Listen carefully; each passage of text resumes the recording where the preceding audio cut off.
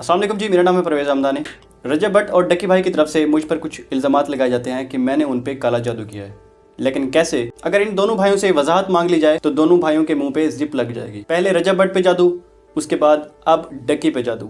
हक़ाइक़ क्या है, एविडेंस के साथ मैं आपके और डक्की भाई के सामने रखना चाहूँगा। कहानी शुरू होती है 2024 से, जब मैं 6 माह लगाकर डक्की भाई के लिए प्ले बटन और एक फ्रेम बनाता हूँ। वायर आर्ट पे मैं फर्स्ट टाइम काम कर रहा था। जब ये चीज़ें तैयार हो जाती हैं तो मैं डक्की भाई से मिलने के लिए लाहौर चला जाता हूँ। 1 अक्टूबर 2024 को डक्की भाई से मेरी पहली बार मुलाकात होती है। वो तमाम चीज़ें डक्की भाई के हवाले की। उसके बाद उनको बताया कि ये एक वायर आर्ट है जो कि मैंने अपने हाथों से तैयार किया है। डक्की भाई ने उन तमाम चीज़ों को अनबॉक्स किया। उनको मेरा वायर आर्ट बहुत पसंद आया। इस हवाले से उन्होंने मुझे बहुत अप्रिशिएट भी किया। इसके बाद डक्की भाई कहते हैं कि मुझे अर्जेंट एयरपोर्ट निकलना है किसी काम के हवाले से, और उसके बाद कहते हैं कि आप कुछ दिन बाद वापस आ जाइएगा, तब हम इन तमाम चीज़ों का व्लॉग भी बना लेंगे। उसके बाद हमने नंबर एक्सचेंज किया। 11 अक्टूबर 2024 को डक्की भाई दोबारा मुझसे रब्ता करते हैं और कहते हैं कि आप कल लाहौर आ जाओ। 12 अक्टूबर को हमारी दूसरी बार मुलाकात हुई और डक्की भाई अमूमन उस दिन बीमार होते हैं। हमारा प्लान बनता है कि नेक्स्ट डे यानी 13 अक्टूबर को हम व्लॉग बनाएंगे। अगले दिन हम नॉर्मली व्लॉग बनाते हैं और वहाँ पे डक्की भाई मुझसे पूछते हैं, क्या आप इन तमाम चीज़ों की, ये जो आप वायर आर्ट करते हैं, क्या आप इनकी ट्यूटोरियल वीडियोस भी बनाते हैं? मैंने कहा नहीं, क्योंकि मेरा माइंड ही इस तरफ नहीं था कि मैं इन चीज़ों पर आगे काम करूँगा।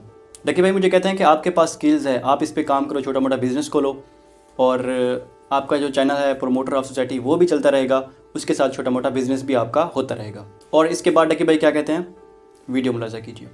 प्यारा लग रहा है ना भाई, घास भी कितना प्यारा लग रहा है, कंट्रास्ट कर रहा है लेवल का।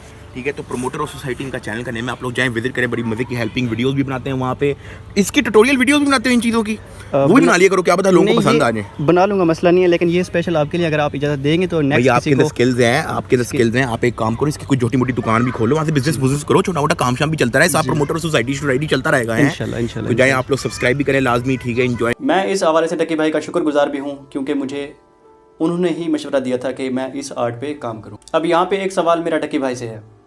पहले मुझे डक्की भाई ने इस बात पे जोर दिया कि मैं इस आर्ट को, इस बिज़नेस को आगे बढ़ाऊं, लेकिन जब मैं इस आर्ट पे डट के काम करता हूँ और बाद में उसी आर्ट को काले जादू का नाम दे दिया जाता है, ऐसा क्यों? असल में काले जादू की शुरुआत रजब भट्ट ने की थी। रजब भट्ट के लिए मैंने 12 से 13 आर्टिकल जो है ना बनाए थे और इन आर्टिकल पे तकरीबन 4 माह मैंने काम किया। 7 जुलाई 2025 को मैं लाहौर पहुंचा रजब भट्ट से मिलने के लिए और 8 जुलाई 12 मुहर्रम अल हराम को मेरी रजब भट्ट से मुलाकात होती है। रजब भट्ट ने ब्लॉग बनाया, बाकी तमाम मेरे गिफ्ट एक साइड पे, लेकिन भाई ने जब स्केच देखा तो जनाब को काला जादू याद आ गया और असल कहानी शुरू होती है यहाँ से। 9 और 10 मुहर्रम अल हराम को रजब भट्ट ने मातम किया होता है और उसके बावजूद भी कुछ सालों से वो कहते हैं कि उनको कमर का मसला। खैर, जब उन्होंने स्केच देखा तो वो कहते हैं कि क्या आप मेरे घर काले जादू का, मतलब जादू टूने का सामान तो नहीं लाए? बस फिर पाकिस्तान में जाहिलों की तो कमी नहीं।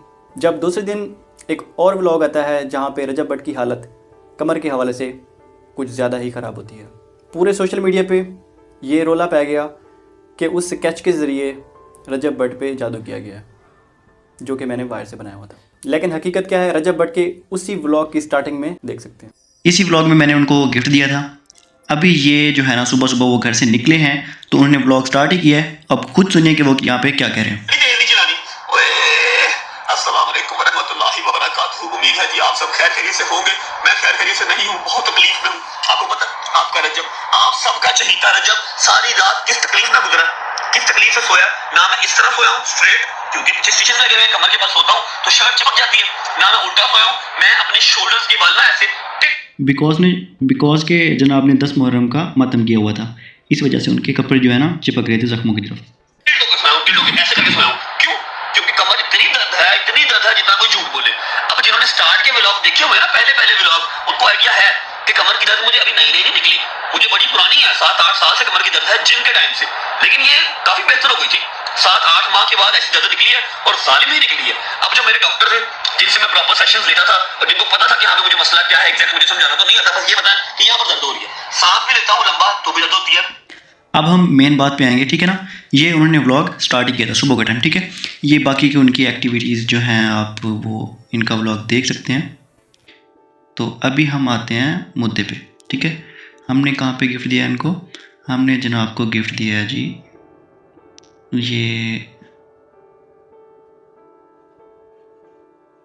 जो आपको दिखाना है, आपको देना चाहता है वो तो ये काशिफ हैं, मेरे से कब मुलाकात हुई? मैं तो मिले।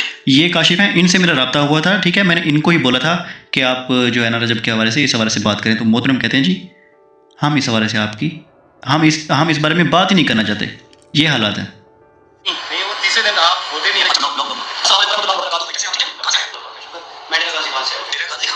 बड़ी माजरत। अच्छा जी, उसके बाद ये स्केच कौन सा है ये मैं आपको दिखा दूँ।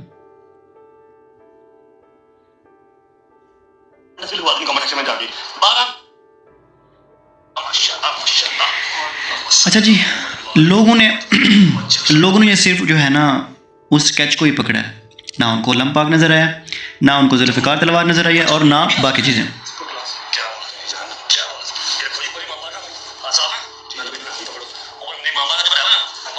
सारे के सारे जो आलम है तोहफे आएंगे अल्हम्दुलिल्लाह। ये भी और ये हैंडमेड है, ठीक है।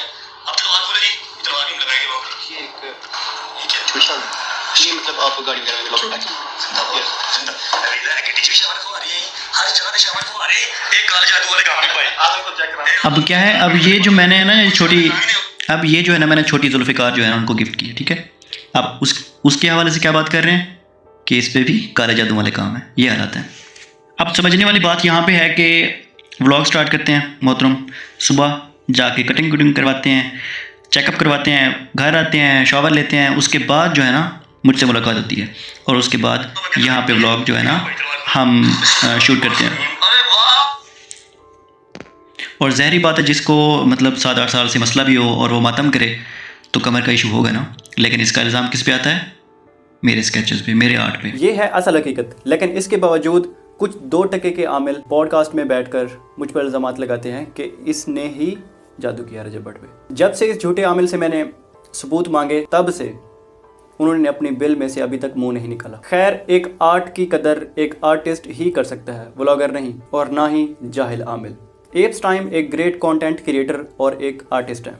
मैंने एप्स टाइम को भी कुछ स्केचेस, तलवार और खंजर गिफ्ट में भेजे थे, लेकिन कोई उनसे जाके पूछे कि उन पे भी कोई जादू का असर हुआ था या उन पे भी कोई जादू किया गया? हरगिज़ नहीं। और अभी जब डकी भाई ने हम सबसे गिफ्ट मांगे तो मैंने कुछ स्केचेस बना के उनको भेजे। वो इसलिए क्योंकि मुझे लगता था कि डकी भाई मज़ीद मुझे सपोर्ट करेंगे, क्योंकि उनके ही कहने पे मैं ये तमाम चीज़ें तैयार कर रहा था। लेकिन यहाँ पे मैं गलत साबित हुआ।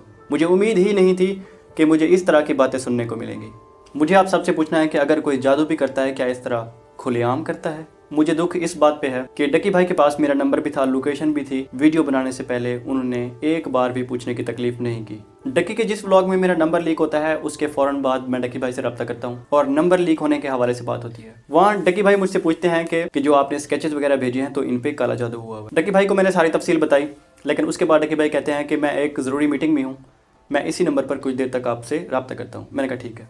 लेकिन उसके बाद डकी भाई की कॉल तो नहीं आती, लेकिन एक व्लॉग ज़रूर आता है। मैं फिर भी भूल में था, शायद डकी भाई फ़न कर रहे हैं। लेकिन उसके बाद जब डकी से मेरी दोबारा बात होती है और मैं इस व्लॉग के हवाले से पूछता हूँ कि क्या ये फ़न था या आप सीरियस थे, तो डकी भाई कहते हैं कि नहीं, मैं सीरियस हूँ। इसके बाद डकी भाई को मैं सारी तफसील देता हूँ और वजूहत जो भी होती है मैं सारे उनको बताता हूँ। लेकिन उसके बावजूद भी, सारी चीज़ें क्लियर करने के बाद भी डकी भाई का कोई प्रॉपर रिस्पॉन्स नहीं आता। इन तमाम तर हालात को सामने रखते हुए मेरा भी हक बनता था कि मैं हक़ाइक़ पर मबनी एक वीडियो बनाऊँ और तमाम सबूत आपके सामने रखूँ। इज़्ज़त और ज़िल्लत हमारे रब के हाथ में है, ना मैं किसी को गिरा सकता हूँ ना मुझे कोई गिरा सकता है। मैं स्पेशली डकी भाई का शुक्रगुजार हूँ जिन्होंने हमारे आर्ट की कदर के बारे में बताया। सो थैंक यू डकी भाई।